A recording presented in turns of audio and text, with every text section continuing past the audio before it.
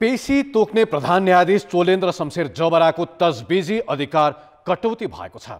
कान्तिपुर समाचारमा आज अन्ततः सर्वोच्च अदालतमा अर्को साताबाट गोला प्रणाली मार्फत पेशी तोकिने नेकपा एमालेको 10औं महाधिवेशनको तयारी पूरा। अध्यक्ष ओलीले सर्वसम्मतिको कसरत गर्दै गर्दा पदाधिकारीमा नेताहरूको रस्साकस्सीबारे चितवन पुगेको कान्तिपुर टिमले पठाएका विशेष सामग्री साथै नेपाली कांग्रेस र राप्रपाका महाधिवेशन केन्द्रित समाचार पनि हामीसँग हुनेछन्। अनि नेपाली टोली T20 महिला विश्वकपको ग्लोबल छनौट नजिक पुगेको सम्बन्धी समाचार पनि। नमस्कार, अब मुख्य समाचार। प्रधान न्यायाधीशले अर्को साताबाट पेशी तोक्न नपाउने गोला प्रणाली लागू गर्ने फुल कोर्टको निर्णय। जबराको राजीनामा माग्दै सर्वोच्चदेखि बालुवाटारसम्म पेशाकर्मीको मार्च पास। एमालेको 10औं महाधिवेशनको तयारीले नारायणी किनार झकीझकाउ। पदाधिकारीका आकांक्षी नेताहरूको दावेदारी नै अस्पष्ट। सर्वसम्मति जुटाउन अध्यक्ष ओली प्रयासरत। ढुवानी प्रक्रियाको विवादले कर्णालीका 5 जिल्लामा खाद्य सङ्कट। साउनदेखि चामल नपुग्दा यो वर्ष पनि भोकमरीको जोखिम। नेपाललाई 5 वर्षमा मध्यम स्तरको विकासशील मुलुकमा स्तरोन्नति गर्ने प्रस्ताव राष्ट्रसङ्घीय महासभाबाट अनुमोदन। कार्यान्वयन भने चुनौतीपूर्ण। र आईसीसी महिला T20 विश्वकपको ग्लोबल छनौटमा पुग्ने नेपालको सम्भावना बलियो। एसिया छनौटमा कुवेतमाथि 9 विकेटको जित।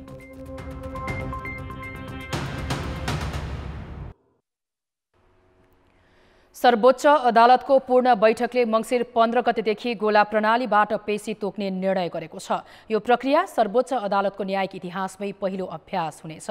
सर्वोच्चको आज बसेको फुलकोर्ट बैठकले एक साताको समय राखेर आगामी बुधबारदेखि पेशी प्रणालीमा गोला प्रक्रिया लागू गर्ने निर्णय गरेको हो। अब पेशी तोक्दा प्रधान न्यायाधीशको तजविजको अधिकार कटौती हुनेछ। कुन मुद्दा कसले हेर्ने भन्ने तय गोला प्रक्रियाद्वारा गरिनेछ। प्रधान न्यायाधीश चोलेन्द्र शमशेर जबराले पेशी तोक्दा नै मुद्दाको सेटिङ गरेको आरोप लाग्दै आएको थियो। न्यायाधीशहरूको हिजोको छलफलले गोला प्रणालीमा जाने गरी फुल कोर्ट बोलाउन प्रधान न्यायाधीशलाई आग्रह गरेको थियो। प्रधान न्यायाधीशको बहिर्गमनको माग गर्दै सुनवाईमा नबसेका न्यायाधीशहरू यो निर्णय लागू भएसँगै नियमित इजलासमा फर्किनेछन्। असन्तुष्ट न्यायाधीशहरूले हिजो गोला प्रणालीका विषयमा सर्वोच्च प्रशासन र आईटी शाखाले गरेको तयारीबारे पनि छलफल भएको थियो। फुलकोर्ट बैठकले पेशीमा गोला प्रणालीको मिति तय गरेसँगै त्यसलाई कानुन मन्त्रालय हुँदै राजपत्रमा प्रकाशित भएपछि लागू हुनेछ। फुलकोर्ट बस्नुअघि असन्तुष्ट न्यायाधीशहरूले नेपाल बार एसोसिएसन र सर्वोच्च अदालत बार एसोसिएसनका प्रतिनिधिहरूसँग छलफल गरेका थिए। छलफलमा सहभागी बारका प्रतिनिधिले गोलामा प्रधान न्यायाधीशलाई गोलामा सहभागी नगराउन र उनीसँग कोही इजलासमा बसेमा आफूहरूले बहिष्कार गर्ने जवाफ दिएका थिए। प्रधान न्यायाधीशले गोला नतानेको अवस्थामा बुधबारदेखि सर्वोच्च अदालतमा सुनवाईको प्रक्रिया सहज रूपमा अगाडि बढ्ने संकेत देखिएको छ। कार्तिक 8 गतेदेखि बन्दी प्रत्यक्षीकरण बाहेकका मुद्दाको सुनवाई गर्न अस्वीकार गर्दै आएका न्यायाधीशहरू इजलासमा फर्किनेछन्। उनीहरूले आज नै गोला प्रणालीको परीक्षण समेत गरेका थिए। यसैबीच प्रधानमन्त्री शेरबहादुर देउवाले आन्दोलनरत बारका प्रतिनिधिलाई छलफलका लागि भोलि बालुवाटार बोलाएका छन्। प्रधान न्यायाधीश चोलेन्द्र शमशेर जबराको राजीनामा माग्दै आन्दोलनमा रहेको नेपाल बार एसोसिएसनलाई विभिन्न पेशागत सङ्घ संस्थाले पनि साथ दिएका छन्। आज उनीहरूले सर्वोच्च अदालतबाट प्रधानमन्त्री निवास बालुवाटारसम्म न्याय मार्च गरेका छन्। आन्दोलनमा सहभागीहरूले न्यायालयको शुद्धिकरणका लागि प्रधान न्यायाधीश जबराको राजीनामाले मात्रै नपुग्ने भन्दै उनको सम्पत्तिमाथि पनि अनुसन्धान गर्नुपर्ने माग गरेका छन्। उनीहरूले जबरा विरुद्ध महाअभियोग नलगाए राजनीतिक दल विरुद्ध पनि आन्दोलन गर्ने चेतावनी दिए। के भन्नु पर्यो भने या त उहाँको गरेको काम ठिक छ भन्नु पर्यो। ठिक छैन भनेपछि उहाँलाई चाहिँ यथाशीघ्र उहाँलाई चाहिँ महाभियोग लगाएर जो अहिले एजेन्डाहरू अहिले चाहिँ आम अहिले ग्रुपबाट राखेको छ त्यो एजेन्डालाई अगाडि बढाउनु पर्यो र न्यायालयको शुद्धिकरणको लागि न्याय क्षेत्रको शुद्धिकरण पनि हुन जरुरी छ। राजनीतिक दलहरू पनि मौन बस्यो भने हामी अब राजनीतिक दलको विरुद्धमा पनि आन्दोलन गर्न तयार हुनुपर्छ साथीहरू। शिक्षक सङ्घीय अध्यक्ष कमला तुलाधरले न्यायालयमा शुद्धिकरण एकमात्र शर्त रहेको बताइन्। नेपाल पत्रकार महासङ्घका महासचिव रमेश विष्टले राजनीतिक दलहरूले जबरा विरुद्ध महाअभियोग नलगाएर जनमतको अपमान गरेको आरोप लगाए।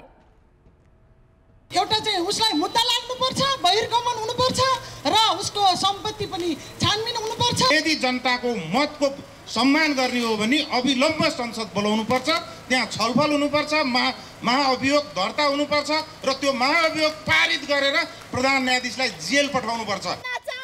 बालबाटार पुगेर कोणसभामा परिणत भएको न्याय मार्चमा शिल्पी थिएटरका कलाकारले बेथिति विरुद्ध नाटक पनि प्रस्तुत गरेका थिए। नेकपा एमालेको 10औं महाधिवेशनको सम्पूर्ण तयारी पूरा भएको छ। चितवनको नारायणी नदी किनारमा हुने उद्घाटन स्थल झकाउ पारिएको छ। महाधिवेशनको उद्घाटन सत्रका लागि मञ्च निर्माण लगायतका सबै काम पूरा भएको एमालेले जनाएको छ। एमालेले उद्घाटन समारोहमा 5 लाख कार्यकर्ता र समर्थक उतार्ने दावी गरेको छ। महाधिवेशनका लागि अध्यक्ष केपी शर्मा ओली सहितका अधिकांश नेताहरू चितवन पुगिसकेका छन्। प्रतिनिधि तथा पर्यवेक्षकहरू आउने क्रम जारी छ। उद्घाटन सत्रमा शुभकामना दिन प्रधानमन्त्री शेरबहादुर देउवा भोलि चितवन पुग्दैछन्। अन्य दलका नेताहरूले पनि एमाले महाधिवेशनलाई सम्बोधन गर्ने तालिका छ। भारत सहित 4 देशका नेताहरू पनि सहभागी हुँदैछन् भने 25 देशका प्रतिनिधिले शुभकामना सन्देश पठाएको एमालेले जनाएको छ। महाधिवेशनको तयारीबारे थप जानकारी दिनका लागि चितवनबाट हाम्रा संवाददाता दशरथ राई अहिले हाम्रो प्रत्यक्ष सम्पर्कमा हुनुहुन्छ। दशरथजी, नेकपा एमालेले आफ्नो महाधिवेशनको तयारी पूरा भएको जनाएको छ। नेतृत्वको लागि सर्वसम्मति गर्ने अध्यक्ष ओलीको प्रयास कहाँ पुग्यो?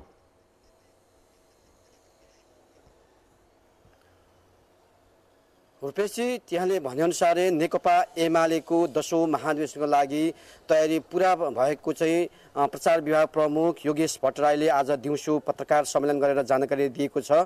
जसअनुसार चाहिँ अतिथि लगायत यहाँ प्रतिनिधिहरू जुन 77वटै जिल्लाबाट आउने प्रतिनिधिहरू महाधिवेशन प्रतिनिधिहरू चाहिँ केही आइसकेको र केही भोलि आउने उहाँले जानकारी दिइसक्नु भएको छ भने यो महाधिवेशन स्थलदेखि चितवन बजार र यो सौरासम्मका बाटाहरूमा चाहिँ झकिझकाउ बनाएको छ भने गेटहरू पनि बनाउने क्रम अहिले पनि जारी रहेको छ भने अहिले पनि जारी रहेको छ। ती कामहरू गर्नका लागि अहिले म जहाँ उभिरहेको छु यो चाहिँ भोलि उद्घाटन सत्र 12 बजे केपी शर्मा ओलीले नारायणी तीरमा गर्नेछन् भने 4 बजेसम्म उद्घाटन सत्र चल्नेछ भने त्यसपछि सौराहामा आएर साँझ केन्द्रीय कमिटीको अन्तिम बैठक बस्नेछ र त्यसको भोलिपल्ट बिहानदेखि शनिबार बिहानदेखि यो बन्द यो सौराहाको यो 7 स्टार होटलको यो प्राङ्गणमा चाहिँ यो यसरी एउटा मण्डप जस्तै बनाइएको छ। यो मण्डपमा चाहिँ अहिले मेरो पछाडि ब्रेकग्राउन्डमा तपाईँ हेर्न सक्नुहुन्छ। यहाँ चाहिँ बन्द सत्र हुँदैछ। झन्डै 2175 जना देशभरबाटै आएका महाधिवेशन प्रतिनिधिहरूले चाहिँ यो बन्द सत्रमा चाहिँ यो हलमा बसेर चाहिँ आगामी 5 वर्षको लागि नेतृत्व चयन गर्नेछ। जसको लागि चाहिँ आज मात्रै नेताहरू चाहिँ काठमाडौँबाट शीर्ष नेताहरू नेकपा एमालेका अध्यक्षदेखि पदाधिकारीदेखि स्थायी समिति पोलिट ब्युरो हुँदै केन्द्रीय सदस्यहरू चाहिँ चितवनको यो सौराहामा आइपुगेको अवस्था छ। यतिखेर पनि अहिले पनि नेकपा एमालेको 10औं महाधिवेशन चाहिँ सर्वसहमति गर्नुपर्छ भनेर चाहिँ नेतृत्वले पहल गरिरहेको अवस्था छ। यद्यपि नेताहरूले आज चितवन उत्रिँदाखेरि चाहिँ नेताहरूले आफ्नै भनाइहरू फरक धारणाहरू राखेका छन्। युवा पंक्तिहरूले चाहिँ आफू नेतृत्वमा अगाडि बढ्नको लागि सचिवको दावेदारी प्रस्तुत गरिरहेको छ भने दोस्रो तहका नेताहरूले चाहिँ आफू पहिली भइसकेको पदलाई नै फेरि निरन्तर दिने अथवा त्योभन्दा माथिल्लो पद वरिष्ठ उपाध्यक्ष सहितका पदहरूले चाहिँ दाबी गरिरहेको अवस्था छ। आज चाहिँ केही नेताहरूले खुलेरै म यो पदको लागि हो भनेर चाहिँ विशेष गरेर केपी शर्मा ओली समूहका तेस्रो तहका युवा नेताहरूले चाहिँ सचिवको लागि चाहिँ धमाधम दाबी प्रस्तुत गरे। यही मेसोमा अध्यक्ष ओलीले सर्वसम्मतिको प्रयास गर्ने भनिरहँदाखेरि यसलाई सहमतिको महाधिवेशन भनिरहँदाखेरि सर्वसम्मतिको प्रयत्न चाहिँ कहाँ पुग्यो? सबै नेताहरूले आफ्नो किसिमको दावेदारी पेश गरिरहेका छन्। मिडियासँगको कुराकानीमा पनि उनीहरूले आफूले चाहेका पदको आकांक्षाहरू प्रस्तुत गरेका छन्। त्यो सर्वसम्मतिको प्रयास कहाँ पुग्यो? सर्वसम्मतिको महाधिवेशन बनाउने भनेर नेतृत्व खास गरी चाहिँ केपी शर्मा ओलीले चाहिँ भनिरहँदाखेरि नेताहरूले फरक फरक धारणाहरू चाहिँ उहाँकै गुटका केपी ओलीकै समूहका नेताहरूले चाहिँ आफ्नो उम्मेदवारी दाबी प्रस्तुत गरिरहेको अवस्था छ। यतिखेर अन्य दलहरू तपाईँलाई यहाँलाई जानकारी गराउँ, दर्शकहरूलाई यहाँ जानकारी के गरौँ भने नेकपा एमाले अहिलेको अवस्थामा चाहिँ निकै राजनीतिक उतार चढावबाट चाहिँ गुजिरहेको पार्टी हो, जुन नेकपा हुँदा र नेकपा त्यसपछि नेकपा भङ्गपछि जुन नेकपा एमाले बनेको थियो, नेकपा एमालेबाट पनि विभाजित भएको अवस्थामा चाहिँ यो तीन थरीको नेताहरू चाहिँ यो समिशनको एकताको महाधिवेशन भनिरहँदाखेरि चाहिँ नेता कार्यकर्ताहरूले फरक फरक समूहमा रहेर चाहिँ नेतृत्व दाबी गरिरहेको अवस्था छ। माओवादी केन्द्रबाट एमाले प्रवेश गरेका नेताहरूले चाहिँ आफ्नो उम्मेदवारी चाहिँ त्यति दाबी प्रस्तुत गरिरहेको अवस्था छैन, किनभने नेतृत्वसँग सल्लाह गरेर छलफल गरेर हामी अगाडि बढ्ने भनिरहेर चाहिँ अघि भर्खर दिउँसो मात्रै रामबहादुर थापा जो चाहिँ पूर्व माओवादी केन्द्रबाट एमाले समाहित भएको नेताले चाहिँ नेतृत्व गर्छन् र एकताको बेला यो अन्तिम नेकपा एमाले विभाजनको अन्तिम समयमा चाहिँ 10 जना नेताहरू जुन एमालेमै रहेका थिए ती नेताहरूले पनि अहिलेसम्म मुख खोलेको अवस्था छैन। ठीक छ दशरथजी, यो विषयमा अझै प्रश्न हुँदै पनि जाला। अर्को एउटा प्रश्न, अब भोलि जुन महाधिवेशनको उद्घाटन सत्र हुँदैछ त्यसका लागि विभिन्न दलहरूबाट पनि अन्य अतिथिहरू पनि बोलाइएका छन्, विदेशबाट पनि प्रतिनिधिहरू आउँदैछन् पर्यवेक्षकका रूपमा। को आउँदैछन्, कसले भोलिको उद्घाटन सत्रमा सम्बोधन गर्ने कार्यक्रम छ?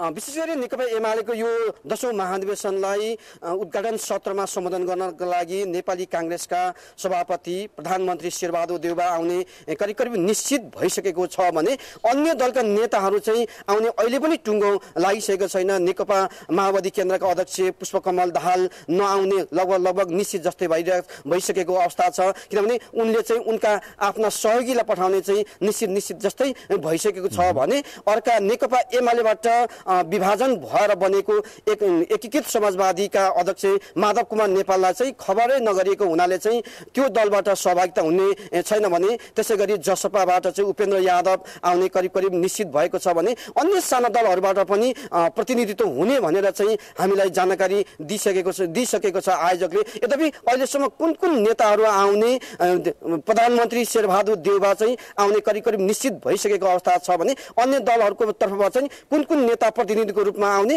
अथवा प्रमुख नेता नै आउने भन्ने कुरो अहिलेसम्म पनि टुङ्गो लागिसकेको अवस्था चाहिँ छैन। यद्यपि अन्य अहिले यो आन्तरिक देशभित्रका नेताहरूको अथवा पार्टीहरूको विषयमा यी आयोजकले हामीलाई जानकारी दिएका छन् भने विदेशी पाहुनाहरू करिब 1 दर्जन जति पाहुनाहरू चाहिँ भारत चीन लगायतका नेताहरूले चाहिँ आउने कमिटमेन्ट गरेको, तर अहिलेसम्म पनि कुन नेताहरू चाहिँ भारत र चीनका नेताहरू चाहिँ आउने लगभग निश्चित भइसकेको चाहिँ आयोजकले जानकारी दिएको छ भने अन्य देशका नेताहरू चाहिँ को आउने भन्ने अझै पनि अन्य रहेको चाहिँ आयोजकले आज पत्रकार सम्मेलन गरेर चाहिँ जानकारी दिएको छ। रुपेशी, धन्यवाद दशरथजी। उहाँ हुनुहुन्थ्यो हाम्रा संवाददाता दशरथ राई चितवनबाट।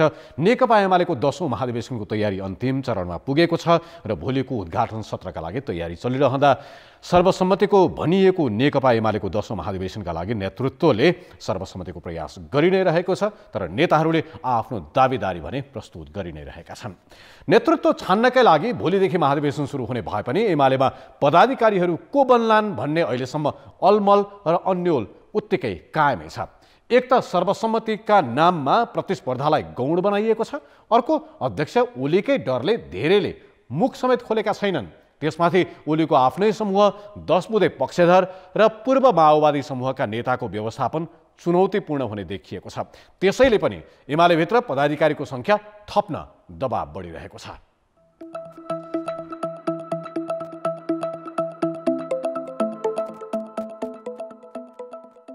एमालेमा मुख्य चुनौती अध्यक्ष ओली समूह भित्रकै नेता व्यवस्थापनमा देखिएको छ। अध्यक्षमा ओली आफै दोहोरिँदा एकमात्र वरिष्ठ उपाध्यक्षमा उनी निकट ईश्वर पोखरेल र सुभाष नेमाङ दावेदार छन्, जबकि माओवादीबाट प्रवेश गरेका रामबहादुर थापा यही पदका आकांक्षी छन्। प्रतिस्पर्धा नभए पनि आकांक्षी मध्ये कसलाई वरिष्ठ उपाध्यक्ष दिने भन्ने चुनौती संस्थापन समूहलाई छ। चुनाव भए थापालाई जित्न कठिन हुनेछ। वरिष्ठ उपाध्यक्षका आकाङ्क्षीले तल्लो पद ताके भने उपाध्यक्षका हालका दावेदार पछि हट्नुपर्ने बाध्यता आउन सक्छ।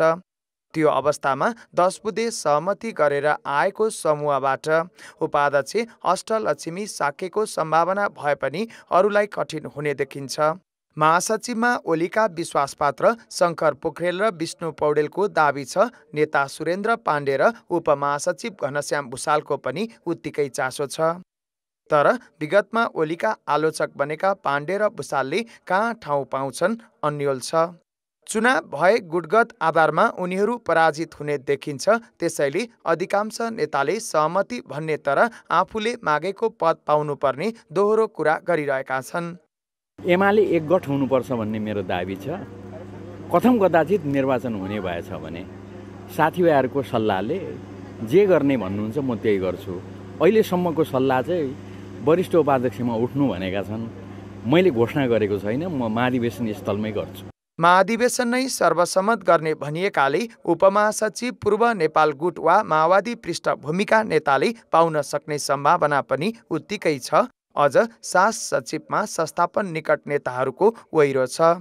यदि सचिव पदमा प्रतिस्पर्धा भइहाले पनि ओली निकटले जित्ने र अरू पाखा लाग्ने स्थिति छ। सर्वसम्मत वा चुनाव जे भए पनि संस्थापन नै हावी हुने निश्चित जस्तै छ।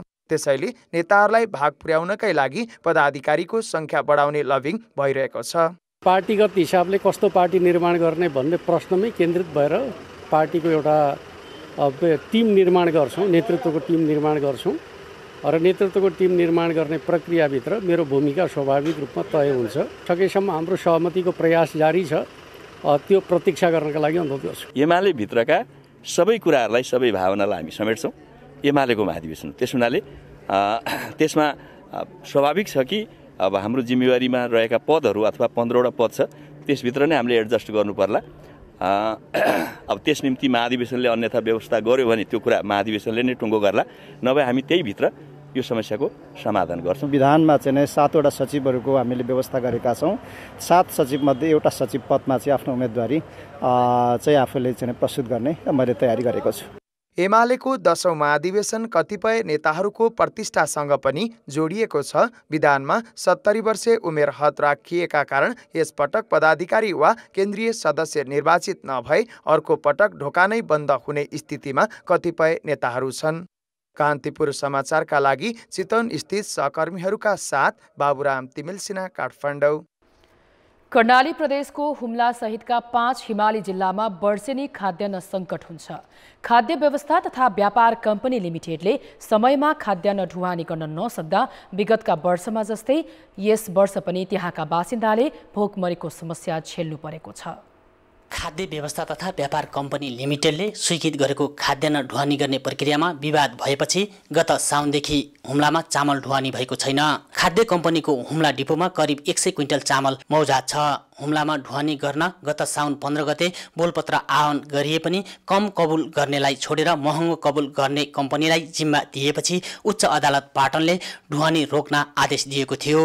ठेक्का प्रक्रियामा समस्या हुँदा हुम्लामा खाद्य ढुवानी रोकिएको हो। असारबाट अघिल्लो वर्षको ठेक्का सकियो, त्यसपछि असारपछि लाग्नुपर्ने चाहिँ ठेक्का प्रणाली समयमा नहुँदा अहिले यो स्थिति चाहिँ आएको। हुम्लामा ढुवानी गर्न प्रति किलो 42 रुपैयाँ महँगो मूल्य कबुल गर्ने सिमरिक एयरलाई ढुवानीको जिम्मा दिएपछि मुद्दा दर्ता भएको थियो। अदालतको आदेशपछि ढुवानी हुन नसकेको हो। यो टेन्डर खोलिसकेको पश्चातको कुरा हो। अनि टेन्डर खोलिसकेपछि जसले हाई रेटमा बिड गरेछ उसलाई तपाईँले टेन्डर पार दिनुभयो, त्यो त सरस्वती गलत कुरा हो नि। व्यापार कम्पनी र ढुवानी कम्पनीको मारमा हुम्लाका बासिन्दा परेका छन्। बेमौसमी वर्षाले स्थानीय उत्पादनमा क्षति भएको र खाद्य कम्पनीले समेत चामल ढुवानी नगर्दा भोकमारी सिर्जना हुने चिन्ता स्थानीयको छ। सरकार दाइनुभयो, पत्रिका दाइनुभइकन अब खाद्य जोर गरेपछि हामी हुम्ला जुन्तिकन खानु छ, नत्र हुम्ली जुन त भोकले मर्नु छ। पहिरो आयो, एगौदो मान्छे मर्या, एगौदो आलु पुनः केही पुनः रहन, उन्न पुनः केही पुनः भन, यही मेघले के खानु के लैनु। हुम्लामा 20,500 क्विन्टल चामल ढुवानी स्वीकृत भएपछि हालसम्म 550 क्विन्टल मात्र ढुवानी भएको छ। कान्तिपुर समाचारका लागि क्यामेरामा नवीन साईका साथ कमल पन्त र जनक साई, हुम्ला। झण्डै 4 महिनादेखि खाद्य अभाव झेलिरहेको कर्णालीको हिमाली जिल्ला हुम्लामा आज चामल पठाइएको छ। Kantipur media group, summit air र केएल दुगड ग्रुपको सहकार्यमा 34 क्विन्टल चामल सिमीकोट पुर्याइएको हो। सुर्खेतबाट 2 वटा उडानमा दिउँसो सिमीकोट पुर्याइएको चामल हुम्लाका प्रमुख जिल्ला अधिकारी गणेश आचार्यलाई बुझाइएको छ। खाद्य व्यवस्था तथा व्यापार कम्पनी लिमिटेडले समयमै चामल ढुवानी गर्न नसक्दा हुम्लाका स्थानीयले खाद्य अभाव झेलिरहेका छन्। नेपाली कांग्रेसको 14औं महाधिवेशनका लागि अहिलेसम्म 125 निर्वाचन क्षेत्रमा अधिवेशन भएको छ। 3000 भन्दा बढी प्रतिनिधि छनौट भइसकेका छन्, तर अहिलेसम्म नेतृत्वका आकांक्षीले खुलेर उम्मेदवारी घोषणा गरेका छैनन्। प्रतिनिधि चयनकै अङ्कगणितले हार जित हुने भएकाले नेताहरूको ध्यान समीकरणको गठजोड मिलाउनमै केन्द्रित देखिन्छ। सभापतिमा पुनः दोहोर्याउने दाउमा रहेका प्रधानमन्त्री एवं पार्टी सभापति शेरबहादुर देउवाले अझै उम्मेदवारी घोषणा गरेका छैनन्। सभापतिमा उम्मेदवारी दिने तयारी गरिरहेका वरिष्ठ नेता रामचन्द्र पौडेल र महामन्त्री शशाङ्क कोइरालाले पनि गुठ मिलाउने र प्रतिनिधिको संख्या हेर्दैछन्। उपसभापति, महामन्त्री, सहमहामन्त्रीमा धेरै आकांक्षी छन्। पूर्णबहादुर खड्का, प्रकाश शरण महत, अर्जुन नरसिंह केसी, बालकृष्ण खाँड, एनपी साउद लगायतका नेताहरूले पनि उम्मेदवारी घोषणा गरेका छैनन्। अहिलेसम्मको मौनता देशभर आउने महाधिवेशन प्रतिनिधि पर्खाइको हो। धेरैले यो अवसर पर्खिरहनु भएको छ। अहिले नै तपाईँ हेर्नुभयो भने जस्तो अहिले सभापतिका आकांक्षी यत्रोजना आउनु भएको छ नि त। सभापतिका मान्छेहरू त 6-7जनाले एनाउन्समेन्ट गर्नुभएको छ नि त, हामी सभापति हौँ भनेर। तर उहाँहरूसँग जोडिन चाहने मान्छेहरू पनि तुरुन्त जोडिनलाई उहाँहरू उभिनु भएको छ। जो पदमा जान खोज्दै हुनुहुन्छ नि, उहाँ के गर्ने कसो गर्ने भन्ने दुविधामा देखिनु भएको छ। 125 भन्दा बढी निर्वाचन क्षेत्रमा अधिवेशन हुँदा संस्थापन र अर्को समूहका प्रतिनिधिको संख्या बराबर जस्तै छ। प्रदेश 2बाट आउने प्रतिनिधिले काङ्ग्रेसको केन्द्रीय निर्वाचन प्रभाव पार्ने देखिन्छ। पदमा त समझदारी भएको छैन। पदमा समझदारी नहुँदाखेरि पनि पार्टीको र देशको नीति र कार्यक्रम र एजेन्डामा समझदारी हुन सक्छ। त्यो सबभन्दा महत्त्वपूर्ण कुरा हो राजनीतिमा। हामीहरूको बिचमा त्यस्तै समझदारी पनि अहिलेको छ। भविष्यमा पदीय समझदारीको लागि पनि हामीहरू छलफल गरिरहेका छौँ। मङ्सिर 24 देखि 26 गतेसम्म काठमाडौँमा हुने महाधिवेशनका लागि काङ्ग्रेसले झण्डै 4500 प्रतिनिधि छनौट गर्दैछ। तर ती प्रतिनिधि छानिएपछि मात्रै नेतृत्व र पदाधिकारीमा उम्मेदवारी घोषणा र समीकरण हुने देखिन्छ। कान्तिपुर समाचारका लागि क्यामेरामा पशुपति बुढाथोकीका साथ पर्वतराज घिमिरे, काठमाडौँ। राज्य स्रोतबाट सेवा सुविधा लिने शिक्षक, कर्मचारी र प्राध्यापकले राजनीतिक दलको सदस्यता लिन नपाउने कानुनी प्रावधान छ।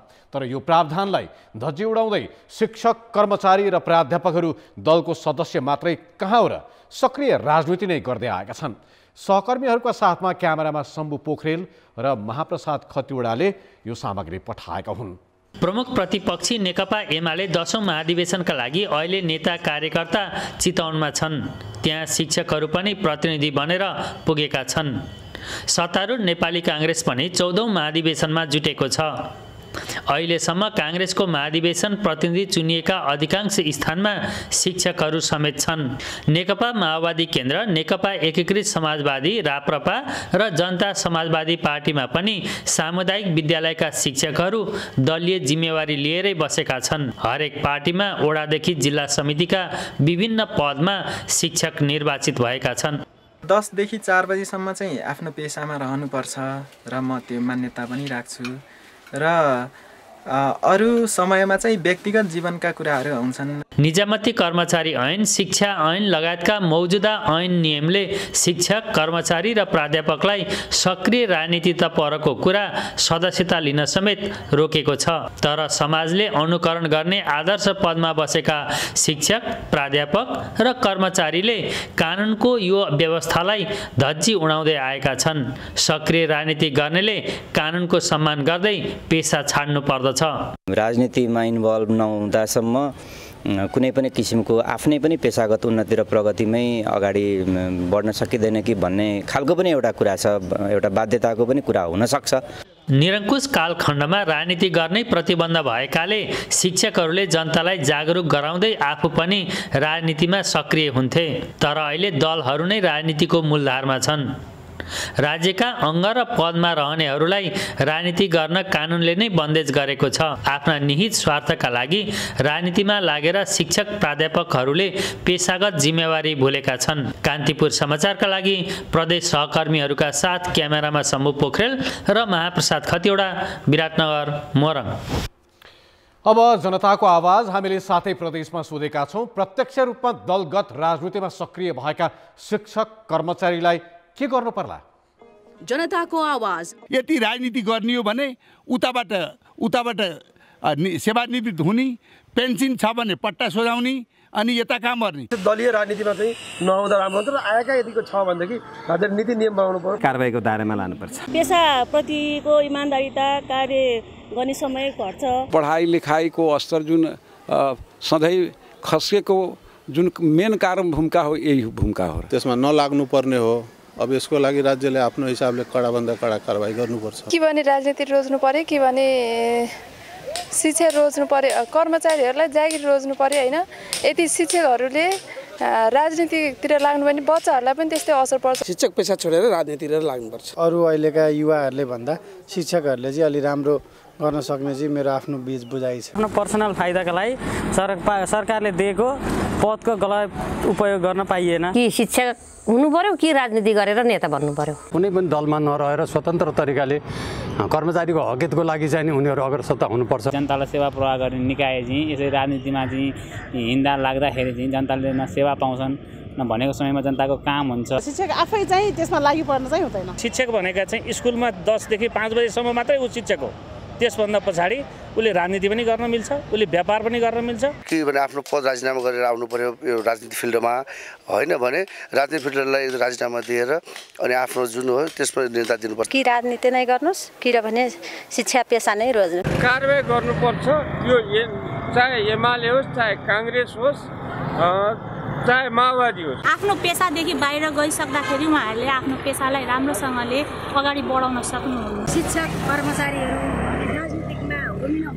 शिक्षकको काम भनेको पढाउने हो। शिक्षा क्षेत्र राजनीतिमा हुनेपछि डमाडोल हुन्छ।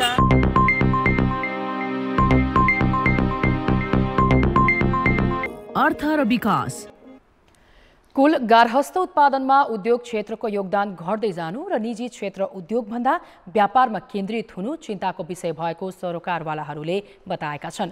7औं उद्योग दिवसको अवसरमा काठमाडौँमा आज आयोजित कार्यक्रममा नीति निर्माता उद्योगी व्यवसायीहरूले कुल गार्हस्थ उत्पादनमा उद्योगको हिस्सा 5.6% खुम्चिनु लज्जाको विषय भएको बताएका हुन्। अर्थ सचिव मधु कुमार मरासिनीले राज्यले ठूलो लगानीमा विशेष औद्योगिक क्षेत्र सेज, औद्योगिक ग्राम, विशेष आर्थिक क्षेत्र निर्माण गरिए पनि सेज सञ्चालनमा नआउनु दुःखद रहेको बताए। औद्योगिक क्षेत्र हामीसँग छ है, नयाँ औद्योगिक क्षेत्र खोलेका छौँ, ग्रामीण औद्योगिक क्षेत्र पनि बनाएका छौँ, विशेष औद्योगिक क्षेत्र सेज पनि बनाएका छौँ।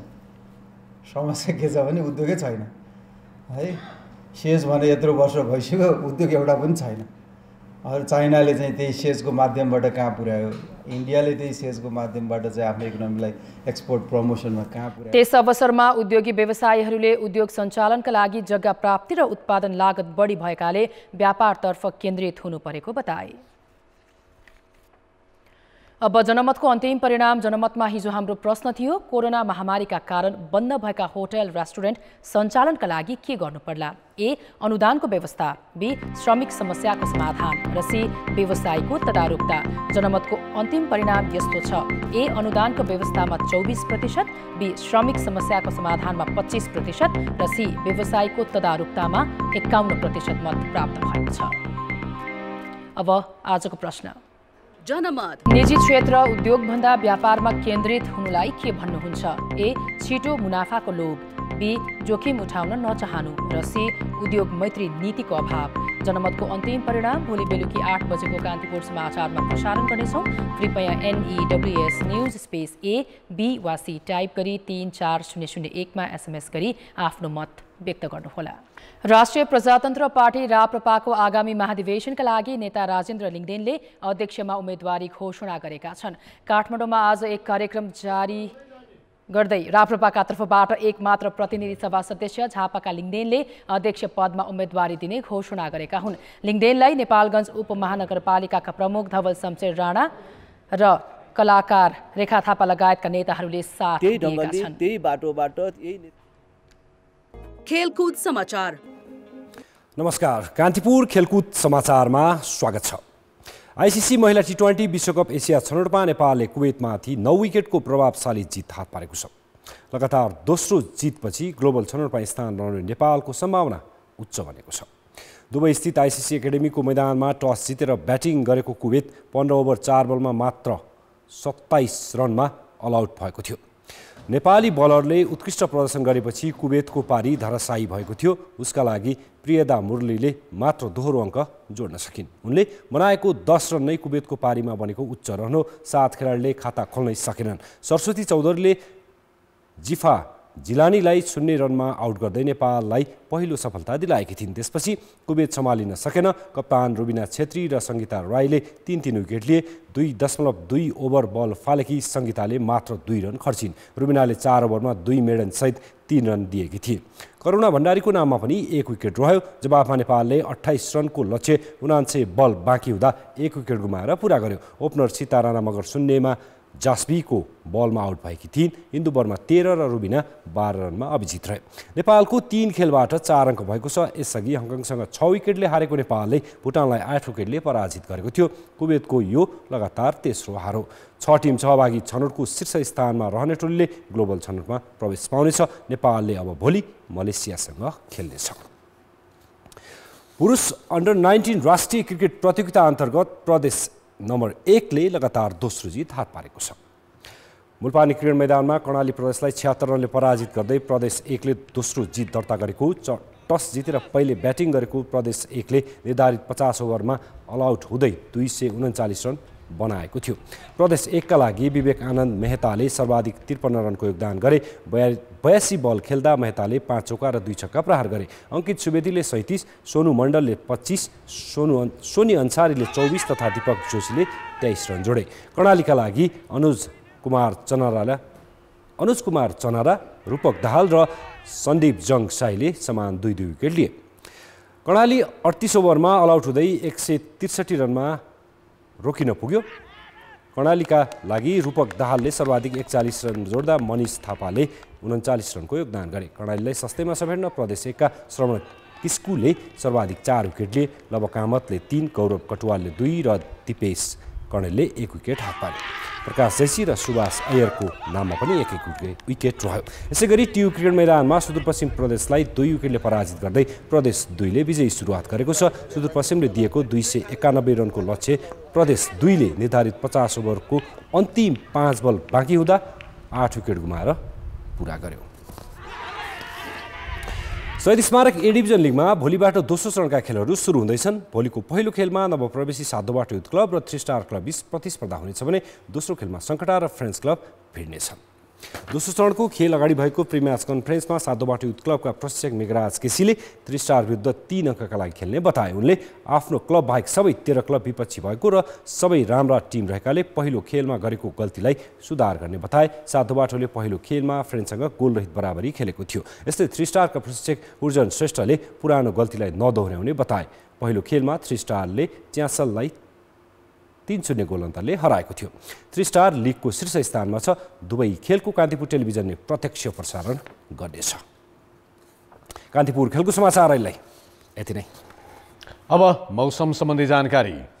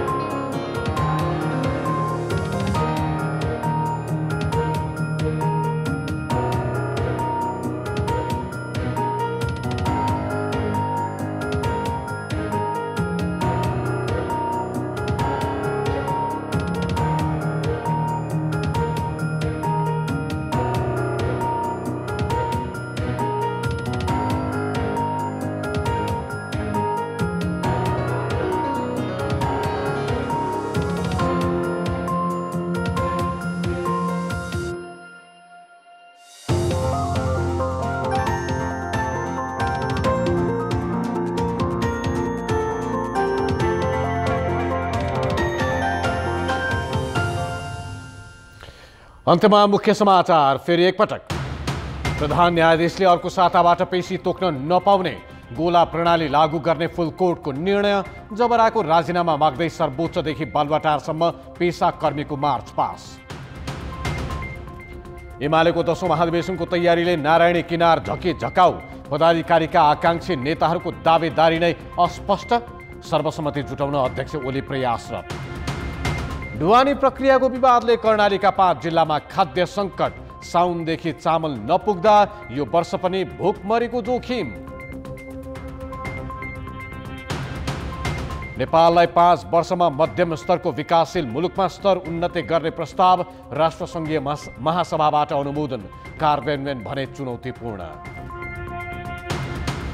र आइसिसी महिला T20 विश्वकपको ग्लोबल छनौटमा पुग्ने नेपालको सम्भावना बढियो। एसिया छनौटमा कुवेतमाथि 9 विकेटको जित।